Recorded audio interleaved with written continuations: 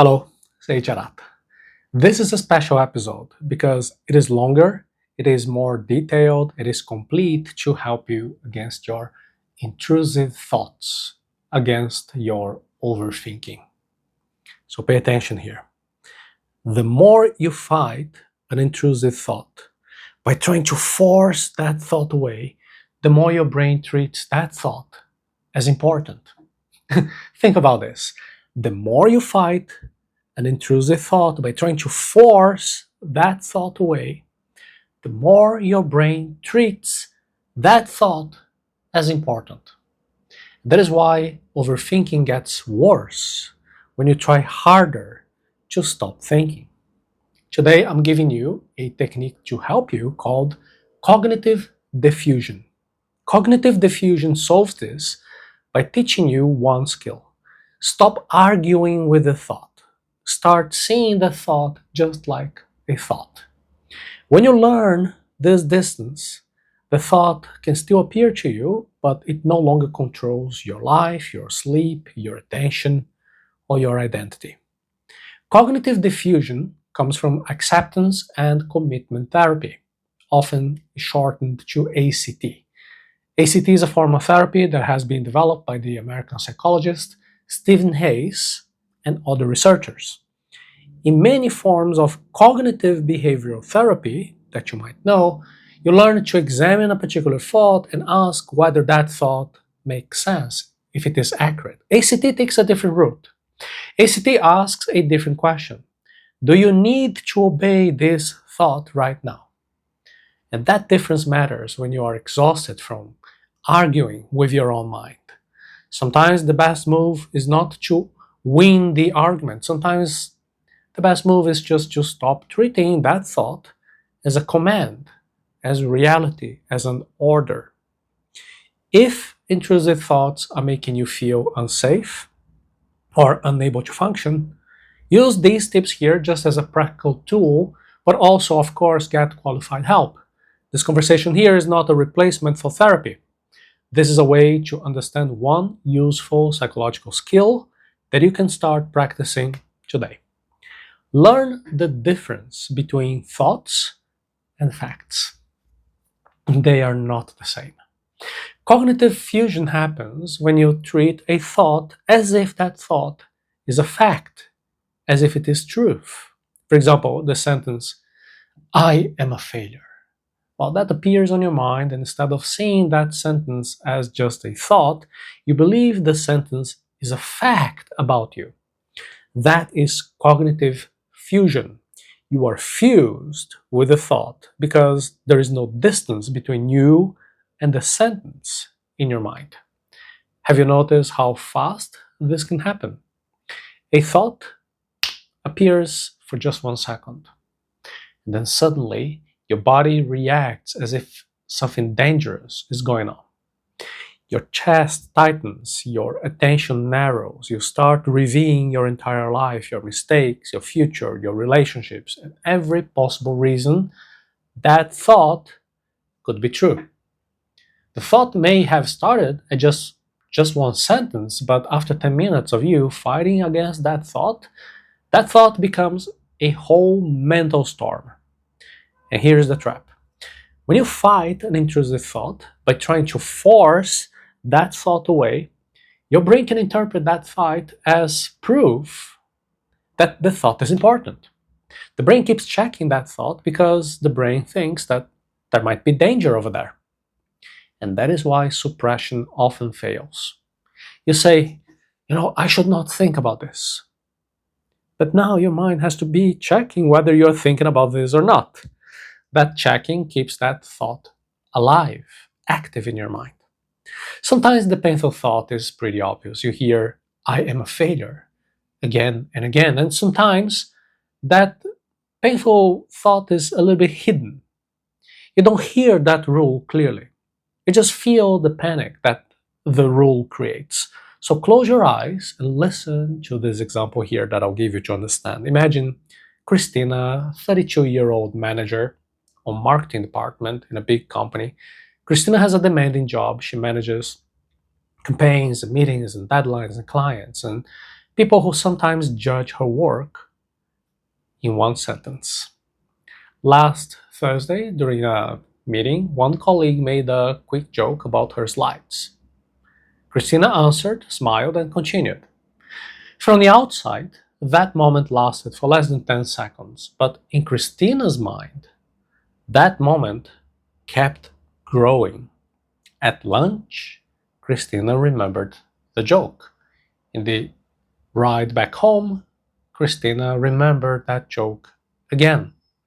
At 1 a.m. that night, Christina was still awake, replaying that meeting and asking herself what that comment really meant. How did she do? Then the thought became bigger than the meeting. Well, if I sounded weak in that meeting, maybe the team trusts me less now. If the team trusts me less, maybe my next client presentation will go pretty bad. If my next client presentation goes bad, maybe I'll lose the account. And if I lose the account, maybe I'm not as good in this career as I thought. You see, Christina was not solving a work problem anymore. Christina in this situation is fused with the thought. One mistake can ruin everything. And once her mind accepted that thought as truth, sleep becomes impossible. That is why cognitive diffusion begins with one simple correction. The thought and you are not the same thing. A thought is producing something in your mind. A thought is not automatically a fact. A thought is just an idea. It is not an order.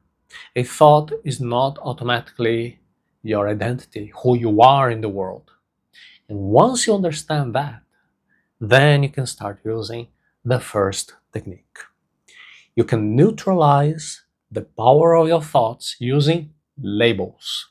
Labels. With labels, your mind can step back.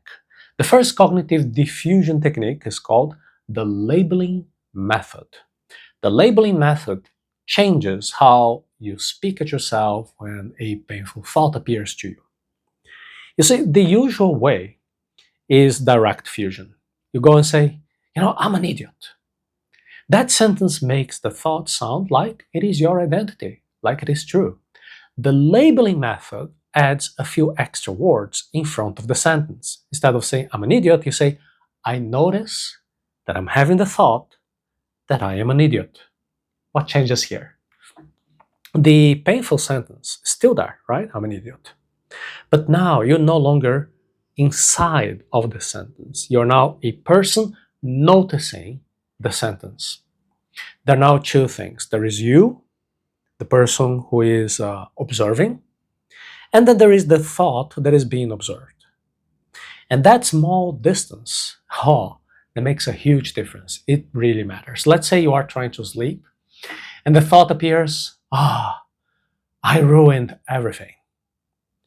Do not answer that thought. Do not argue with the thought.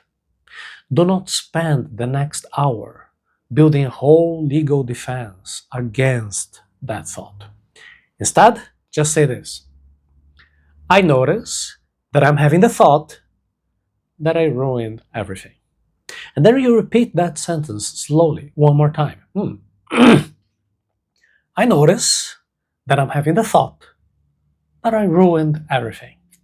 The goal is not to prove that the thought is wrong. The goal is to move from inside the thought to outside the thought. Let's practice with one more example. The thought says, nobody listens to me. Nobody likes me. Okay, I'm having the thought that nobody listens to me. I'm having the thought that nobody likes me. The thought says, I will fail. How do you do? Very good. I am noticing that I'm having the thought that I will fail. Your thought says, something is wrong with me. What do you say? I notice that I'm having the thought that something is wrong with me. Bravo. This sounds very simple, right? But don't underestimate this technique. It's very powerful. The grammatical change is completely the psychological position where you are here, because you're no longer the thought. You are the person noticing the thought. And this small sentence gives you a first taste of mental clarity. You stop obeying to every thought automatically. And if you want a full daily system for you to be protecting your attention, recovering your mental energy, you can go to the focus course at Arata Academy to get the full structure, visiting arata.se/focus. Now, let's go one step further. Labeling that thought will create distance. But sometimes your negative voice has so much authority that you need to separate the voice from your identity even more clearly. You can give your inner critic a name. That voice loses authority because you are creating more distancing. The second cognitive diffusion technique is to give your inner critic a specific name. Your inner critic, who's that? That is a mental voice that attacks you, judges you, predicts failure even before you try. And you can give a name to this voice. Let's say Bully Bob, or the negative mind, or the drama voice arrived. Whatever name that creates a distance for you. The exact name is not important. The function of the name is important. The name will help you to stop confusing that voice with your real identity. For example, imagine that you are about to send an important message. That voice will appear. Oh, no, no, no, that message is completely stupid. They will think you are ridiculous. Okay.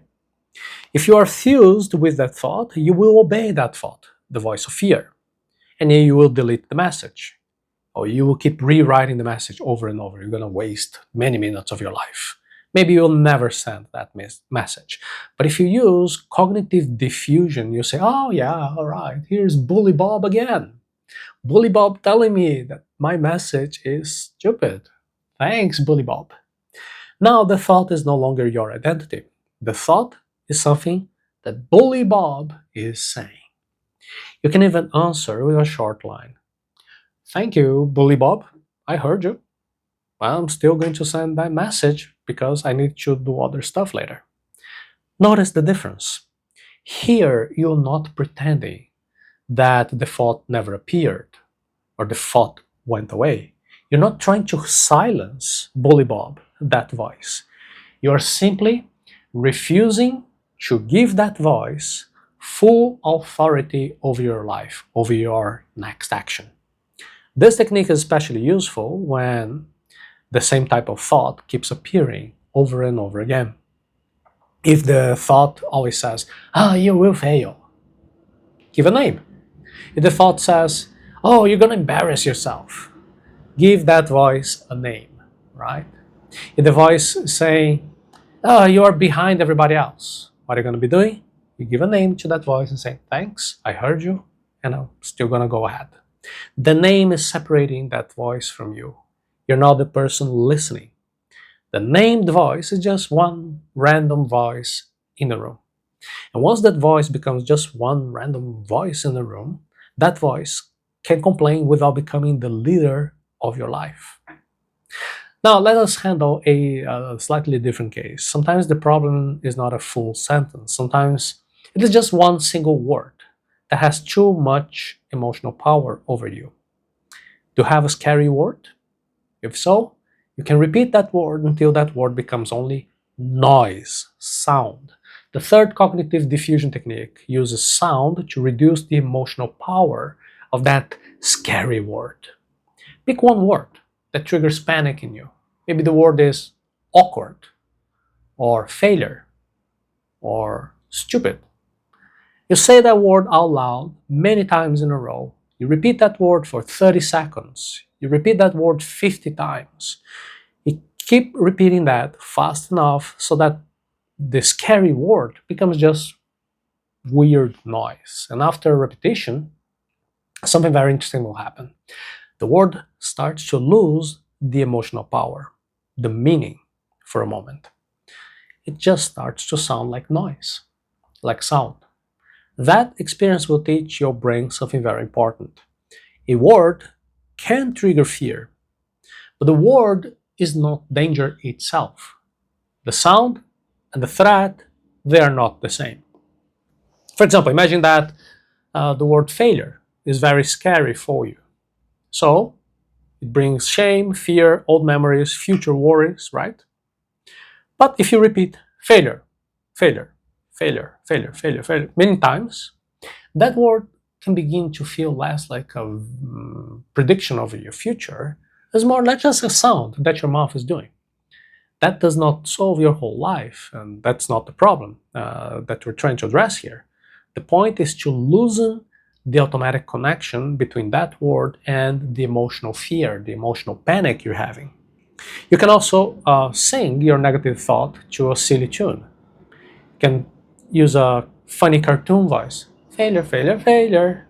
Something like that. You can do it in slow motion, whatever it goes for you. For example, the thought is like, I'm going to fail. Instead of you saying that thought in a serious voice tone, like, oh, I'm going to fail, you can say, yeah, yeah, yeah, I'm going to fail, I'm going to fail, like a children's tune. And that might sound a little bit strange, I know, but the purpose is exactly to remove the seriousness of the word. You're teaching your mind that a thought is made of words, of sounds, and images. A thought can feel powerful, but a thought is still something that your mind is producing. When the thought becomes less sacred, less serious, the thought becomes easier for you to handle without having to obey that thought. Now let's make the same idea physical. Sometimes your mind understands faster when there is a participation of your physical body. So you must put the thought somewhere visible so you can put that thought down. Are you enjoying this technique so far? Good. So be sure to let me know your comments because I really learn from you. I like to hear from you. So if you're enjoying, I believe you're going to enjoy this one as well. The fourth cognitive diffusion technique is to take the thought out of your head and put that thought somewhere where you actually can see and touch. And there is a story that is often attributed to Bruce Lee. According to the story, he would write negative thoughts on paper and then burn the paper afterward. Whether you use fire or not, that's not the important part. The important part is the separation of the thought in your physical body. The thought leaves your head. It becomes something outside of your existence. You can start with paper. And then you write one thought on a small piece of paper. For example, you can write, I am going to fail. Okay. Then you hold that paper in your hand for 10 seconds. And while you're holding the paper, notice how your body reacts. Maybe the thought feels heavy. Maybe the thought feels silly. Maybe the thought is painful. And then you place that paper on the table and say, okay, this is a thought I'm having. And that thought is not a command. It is not an order. That physical movement of putting it on the table teaches your brain the main lesson of cognitive diffusion. A thought can be present, it's okay, without being powerful, without being in charge. If you want to make that exercise stronger, you can even carry that paper around your room for 1 minute. And while you carry that paper, you can say, this is what's happening when I'm carrying this thought everywhere. And then you place the paper on the table, just let it go, walk away. Notice the difference between holding that thought and just putting that thought down. That's the point.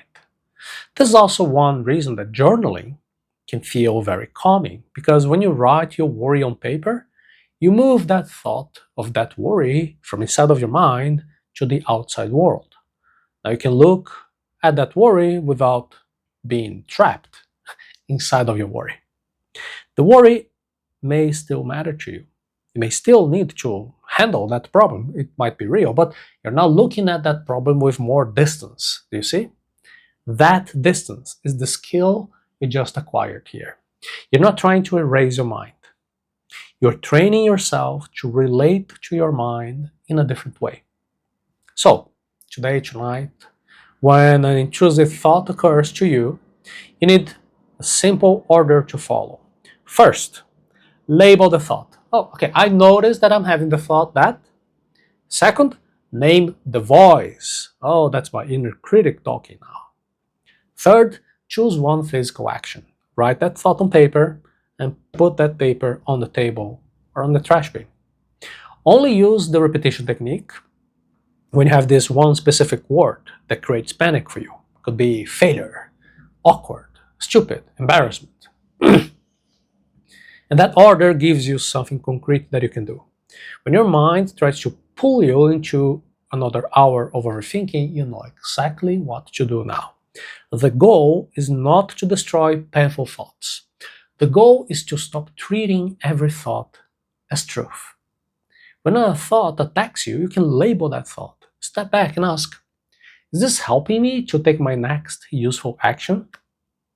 If you want to build a daily practice of mental clarity, stop losing hours to overthinking, I invite you to the Focus course at Arata Academy. I'll teach you the full system when you visit the link arata.se/focus.